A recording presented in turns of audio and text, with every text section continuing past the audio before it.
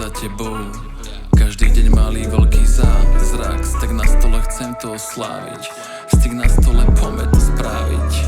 Trochu sa nám to vymklo a pred nami tretia fľaša vína, moja druhá najväčšia slavína. To prvou si ty, keď sa na mňa polonáha díváš.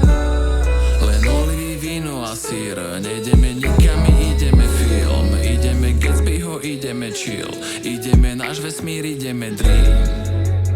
Jak vraví môj brat, keď chceš robiť vodiča na túto jazdu, babe, netreba ti vodičák. Kúč odo mňa len čierne tanga, nič viac. Naštartuj si ma, sadni si na mňa, moja tvár medzi tvoje a veď ma. Celé to zbehlo tak rýchlo, musím sa vrátiť k momentu, keď otváram dvere od bytu.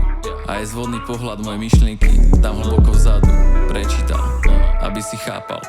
A to sme si chceli iba oddychnúť pri dobrom filme, viac menej. Aké naivné. Nejak si vysmedla, v ruke zvieraš prázdny pohár. A pred nami tretia fľaša vína, moja druhá najväčšia slavína. To prvou si ty, keď sa na mňa polonáha díváš. Len olivy, víno a sír, nejdeme nikam, ideme film. Ideme Gatsbyho, ideme chill. Ideme náš vesmír, ideme dream. Nikdy som nebol šofér slečnej Daisy, pre moju Daisy ja vždy budem Gatsby. Aj potom, ako príde ráno a prvé lúče slnka prenikajúc spálňou stredajú chladnú hmlu za oknom minulej noci. Tak dobrú noc, alebo dobré ráno.